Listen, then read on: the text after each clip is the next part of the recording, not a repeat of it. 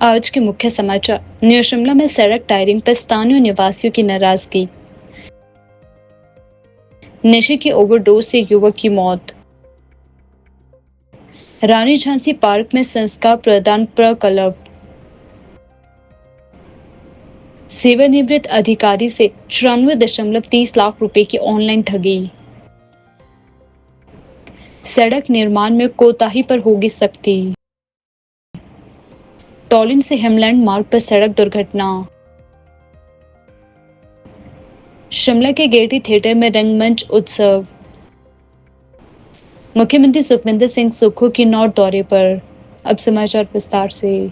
शिमला नगर निगम MC Shimla द्वारा new Shimla के sector 3 में स्थित जेसीबी पब्लिक स्कूल के पास सड़क पर टायरिंग का कार्य किया जा रहा है, जिसे लेकर स्थानीय निवासियों ने नाराजगी जताई है। स्थानीय निवासियों का कहना है कि टायरिंग कार्य बेहद अव्यवस्थित तरीके से किया जा रहा है, जिसके कारण सड़क की सतह उबड़ खाबड़ हो गई है। इससे न केवल वाहन चालकों को कठिनाइयों का सामना करना पड़ रहा है, बल्कि पैदल चलने वालों के लिए भी यह खतरनाक साबित हो रही है। साथ ही स्थानीय निवासियों ने नगर निगम से अनुरोध किया है कि वे इस कार्य की गुणवत्ता पर ध्यान दें और सुनिश्चित करें कि सड़क की सतह समतल और सुरक्षित हो, ताकि किसी भी प्रकार की दुर्घटना से बचा जा सके। ये गुणवत्ता आपको दिख रही होगी। ये काम आधा छोड़ के निकल गए हैं और कह रहे थे कि लास्ट तक करके जाएंगे। तो आप देख सकते हैं खुद की कितनी अच्छी गुणवत्ता यहाँ पर है। ये देखिए, ये गुणवत्ता है। ये देखिए, इसमें तारकोली नहीं है। ये देखिए, ये गुणवत्ता है यहाँ पर।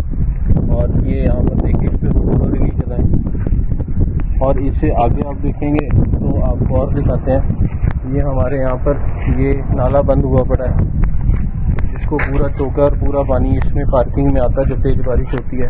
ये बंद पड़ा है। ये मिट्टी हटा के यहाँ रख दी है। बाकी ये देखिए, ये रोड की मिट्टी हटा के यहाँ नाले में डाल दी है। ये यहाँ से पानी का नीचे स्रोत था जाने का। ये सेक्टर 3 का पूरा ड्रेनेज का पानी यहीं से आता है और आगे जाता है। और ये देखिए, ये हाल है। सारी रोड की उठा के इसमें डाल दिया है, कोई पूछने वाला नहीं है यहाँ पर। और ये टारिंग आगे करी है, यहाँ ऐसा ही छोड़ के चले गए हैं यहाँ पर। तो इससे अच्छा तो ना ही करते, कोई फायदा नहीं है इस चीज का। और आगे दिखाते हैं आप। ये देखिए, अब आप ये देखिए, ये इन्होंने मेटलिंग की है। ये देखिए, ये हाथ से उखड़ रही है मेटलिंग।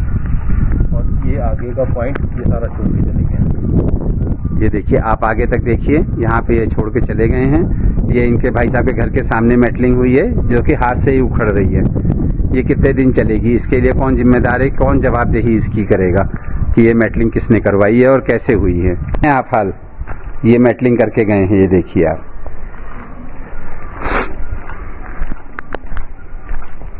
किया था यहाँ पर काम। अगर होना था तो पूरा होता है, तो आम आदमी का पैसा वेस्ट किया पूरा।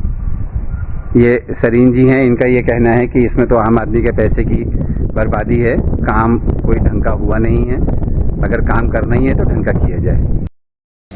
राजस्थान के एक सेवानिवृत्त अधिकारी से धर्मशाला के सिद्धबाड़ी क्षेत्र में ऑनलाइन शेयर मार्केट निवेश के नाम पर 94.30 लाख रुपए की ठगी हो चुकी है। पीड़ित अधिकारी अपने ससुराल में रहकर निवेश की योजना में शामिल हुए थे। पीड़ित ने व्हाट्सएप पर एक निवेश समूह से संपर्क किया, जिसमें उन्हें प्रारंभिक दौर में 2 लाख का मुनाफा दिलाया गया। इसके बाद शातिरों ने उन्हें 3 करोड़ के लाभ का लालच देकर 94.30 लाख की राशि अलग अलग किश्तों में उनके बताए गए बैंक खातों में जमा करवाई। जब पीड़ित को कोई लाभ नहीं मिला तो उन्होंने धर्मशाला के साइबर क्राइम थाना नॉर्थ जोन में शिकायत दर्ज करवाई। एएसपी साइबर क्राइम थाना उत्तरी क्षेत्र प्रवीण धीमान ने बताया कि मामले की जांच शुरू कर दी गई है और 50 लाख रुपए की राशि को फ्रीज करने की प्रक्रिया भी शुरू कर दी गई है। एएसपी ने नागरिकों से अपील की है कि वे ऑनलाइन निवेश के नाम पर किसी भी प्रकार के लालच में न आए और अनजान लिंक या समूह से जुड़ने से बचे। साइबर अपराधों से बचने के लिए राष्ट्रीय साइबर अपराध हेल्पलाइन नंबर 1930 पर संपर्क किया जा सकता है। यह घटना हिमाचल प्रदेश में बढ़ते साइबर अपराधों की ओर इशारा करती है, जहां सेवानिवृत्त अधिकारी और बुजुर्ग नागरिक विशेष रूप से शिकार बन रहे हैं। आज भारत विकास परिषद द्वारा आयोजित संस्कार प्रदान प्रकल्प के तहत रानी झांसी पार्क शिमला स्थित सिलाई केंद्र में ओम वह स्वस्तिक लेखन का आयोजन किया गया। यह कार्यक्रम युवा पीढ़ी को भारतीय संस्कृति और परंपराओं से जोड़ने के उद्देश्य से आयोजित किया गया था। कार्यक्रम में स्थानीय युवाओं ने उत्साहपूर्वक भाग लिया और ओम वह स्वस्तिक के लेखन के माध्यम से भारतीय संस्कृति की महत्व को समझा। भारत विकास परिषद के पदाधिकारियों ने इस अवसर पर युवाओं को संस्कार, संस्कृति और भारतीयता के महत्व पर प्रकाश डाला। कार्यक्रम के आयोजकों ने बताया कि इस प्रकार के आयोजनों से न केवल युवाओं में भारतीय संस्कृति के प्रति जागरूकता बढ़ती है, बल्कि वे अपने सांस्कृतिक मूल्यों को भी समझते हैं। आगे भी इस तरह के कार्यक्रमों का आयोजन किया जाएगा ताकि युवा पीढ़ी को अपनी जड़ों से जोड़कर उन्हें सशक्त बनाया जा सके। मैं भारतीय विकास परिषद के महिला मोर्चा की अध्यक्ष हूँ। मेरा नाम आशा सूद है और भारतीय विकास परिषद का जो मुख्य उद्देश्य है वो है सेवा और संस्कार। हम अपने बच्चों के अंदर संस्कार और सहयोग देना कि सबके साथ हम मिलकर कैसे काम करें और सेवा भाव का उनका मेन उद्देश्य है।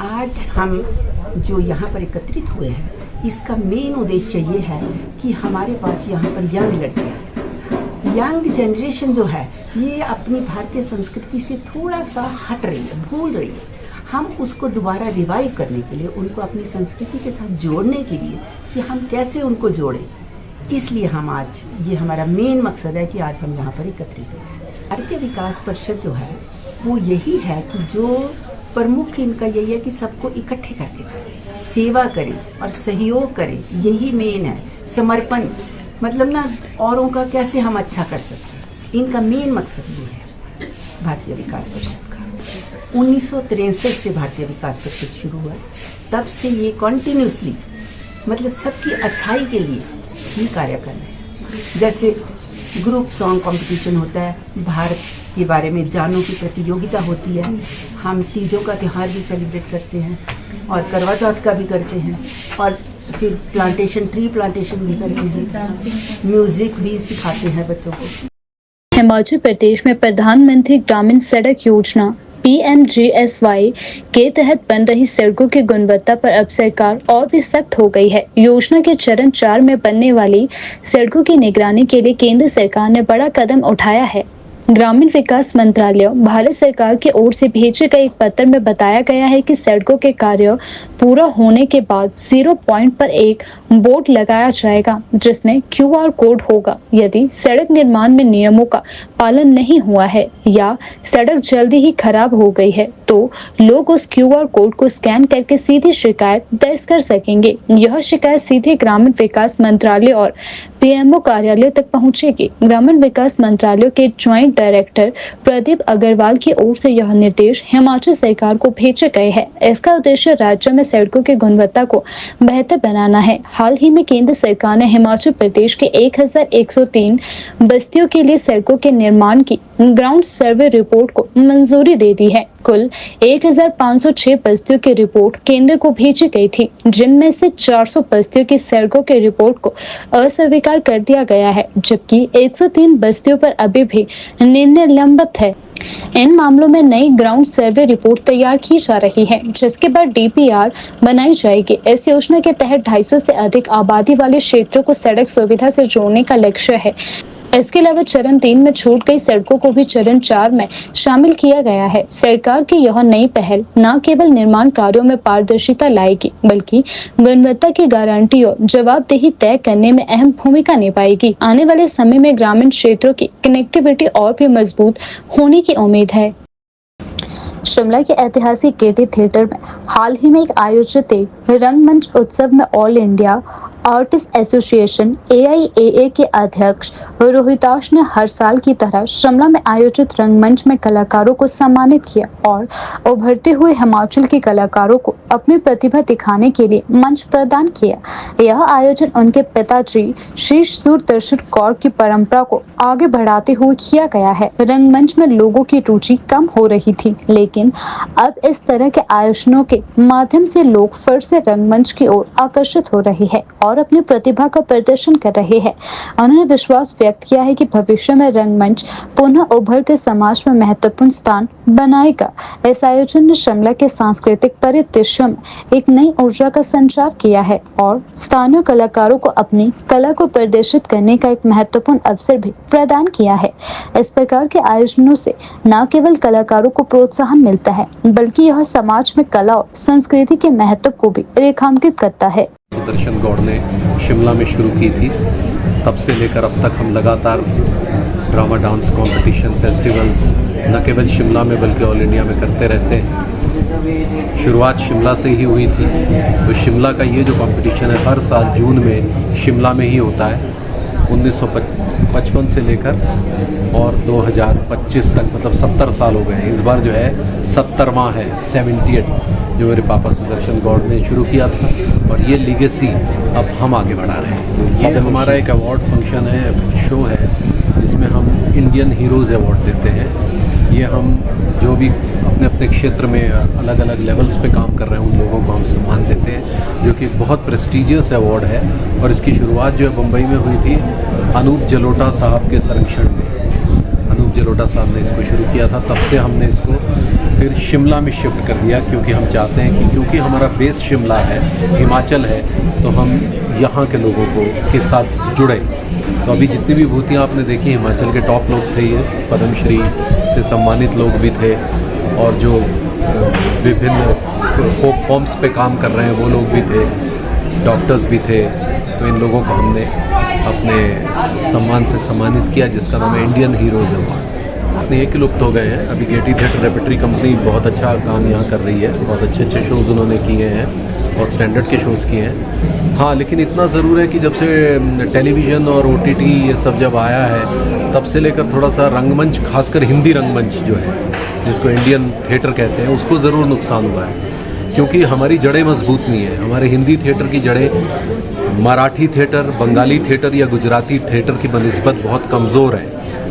इसीलिए हम थिएटर से, रंगमंच से कलाकार पैसा नहीं कमा सकता, लेकिन मराठी रंगमंच वाले कमा सकते हैं, गुजराती कमा सकते हैं, बंगाली, महाराष्ट्रन वो कमा सकते हैं, बोला वो रंगमंच से पैसा कमा सकते हैं। लेकिन हिंदी थिएटर की जड़ें ही मजबूत नहीं है। यहाँ पर जो लोग जुड़ते हैं वो हमारे रंगमंच को थोड़ा सा अन्यथा लेते हैं। एक समय तो वो था जब हम शिमला में एक फीमेल कलाकार को भी जुटाना मुश्किल हो जाता था, क्योंकि वो माँ बाप सोचते थे कि ये क्या करने आया भाई, क्यों आया है। उनको लगता था कि ये जो है वो ऐसा ही आवारागर्दी वाला पेशा है। रंगमंच जो है उसने हमें अभिनय की बहुत बारीकियों को सिखाया है। आज जितने भी रंगमंच के कलाकार हैं, चाहे वो आशुतोष राणा साहब हो, हमारे नवाजुद्दीन सिद्दीकी हो, पंकज त्रिपाठी साहब हो, ओमपुरी हो, जितने भी जो हमारे फिल्मों वाली शक्लें भी नहीं है, मनोज वाजपेयी साहब हैं, हम हैं, जैसे नेशनल स्कूल ऑफ ड्रामा से ग्रेजुएट हुए, यहीं से हिमाचल से ही गए थे। तो मतलब वो लोग भी अपने सिर्फ सशक्त अभिनय की वजह से, जो उन्होंने रंगमंच से सीखा, वो वहाँ तक पहुँचे। और अब का जो दौर है वो बहुत अच्छा दौर है हम थिएटर के एक्टर्स के लिए, OTT और फिल्मों में और टेलीविज़न में, क्योंकि अब उनको समझ में आने लगा है कि ये जो है वाकई सशक्त लोग हैं। शिमला के टॉलरेंट से हेमलैंड मार्ग तक जाने वाली सड़क पर आज दिन के समय एक गंभीर सड़क दुर्घटना हुई। जानकारी के अनुसार व्यक्ति चलती बस से अचानक गिर गया, जिससे वो गंभीर रूप से घायल हो गया। घटना के बाद स्थानीय निवासियों और राहगीरों ने घायल व्यक्ति को तुरंत उपचार के लिए नजदीकी अस्पताल में भर्ती कराया। वर्तमान में चिकित्सक उसकी हालत पर निगरानी बनाए हुए हैं। पुलिस ने मामले की जांच शुरू कर दी है और यह पता लगाने की कोशिश की जा रही है कि व्यक्ति बस से किस कारण गिरा। प्रारंभिक जानकारी के अनुसार यह हादसा दिन के समय पेश आया है, जब यातायात सामान्य था। स्थानीय प्रशासन और पुलिस विभाग ने इस दुर्घटना के कारणों की विस्तृत रिपोर्ट बनाना शुरू कर दिया है।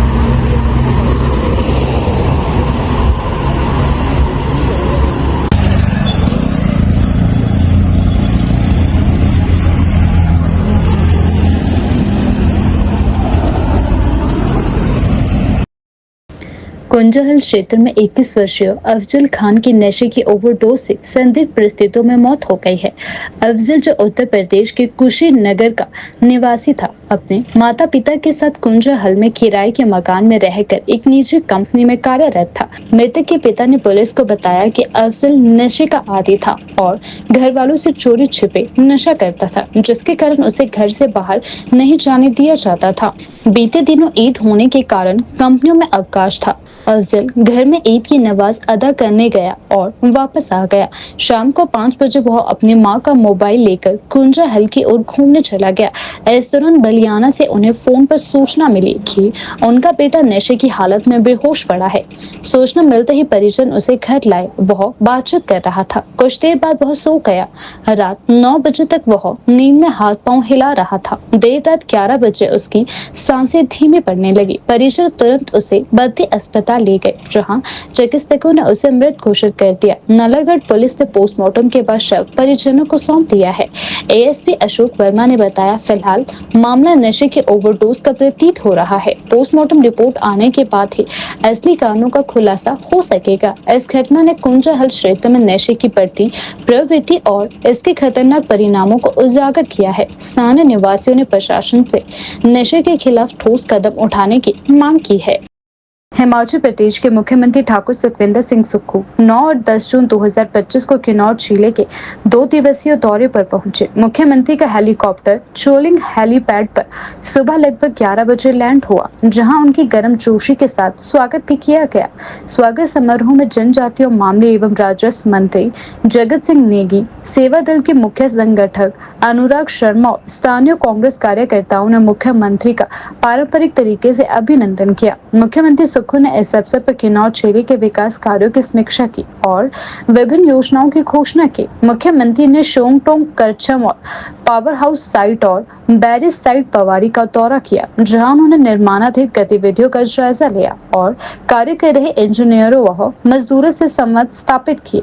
मुख्यमंत्री ठाकुर सुखविंदर सिंह सुक्खू ने इस दौरे के दौरान किन्नौर जिले के विकास के प्रति अपनी प्रतिबद्धता जताई और विभिन्न योजनाओं के माध्यम से जिले के समग्र विकास की दिशा में कदम उठाए।